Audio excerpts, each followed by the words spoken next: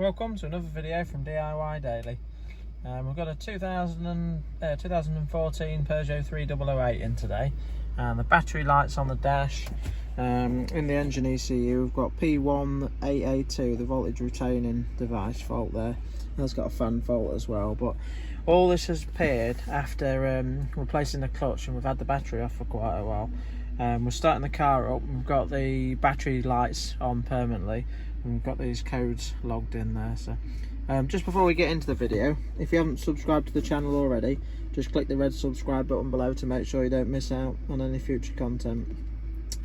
Now, what this is basically relating to is the way that the BSI has been shut down because of the battery being not disconnected with the key in the ignition. It could be for a few reasons that can do it. It could be the key in the ignition. It might just be something that it don't quite like when it's disconnected.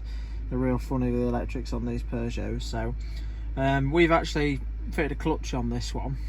So obviously it's been off for quite a while, and it's just took us a little bit to get sorted with this one. So I thought I'd share the video because it might be quite handy, and hopefully it'll help somebody in the same situation. But yeah, basically we've got P1AA2 and P0493 in the engine ECU there.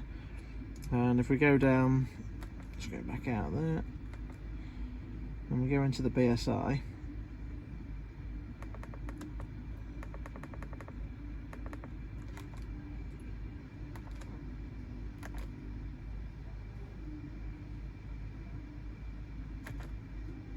And in the BSI we've got, you can just see a 05FF BSI internal fault, not characterised, in there as well.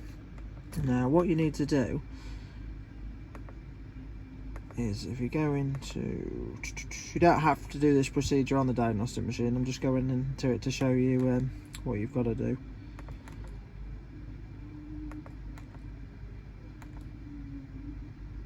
Basically there's a few procedures, and you've got to follow this procedure exactly as it says, and it's worked for us on this one, so it should do the same for you as well. There's a procedure for disconnecting the battery, so I'll just bring that up to show you it. Oh, that's not working. We'll go into the reconnecting one anyway, so it doesn't really matter when disconnecting, to be honest, as long as you run through this if you've got the fault up. So I'll just leave that on for a while so you can read it up.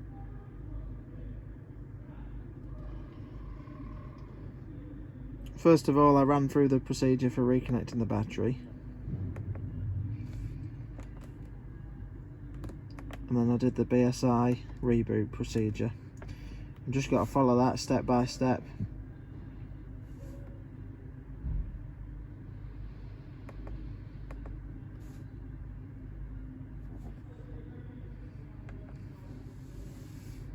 I haven't actually cleared the code yet, but now that I've done that, now that we're running, the battery light's gone out, and I'll be able to clear all the codes now and finish off the rest of the procedure. So it took us a little while to get our head around that one, so I thought I'd share the video and hopefully it can help some of you out there. So but thanks for watching, we'll see you next time.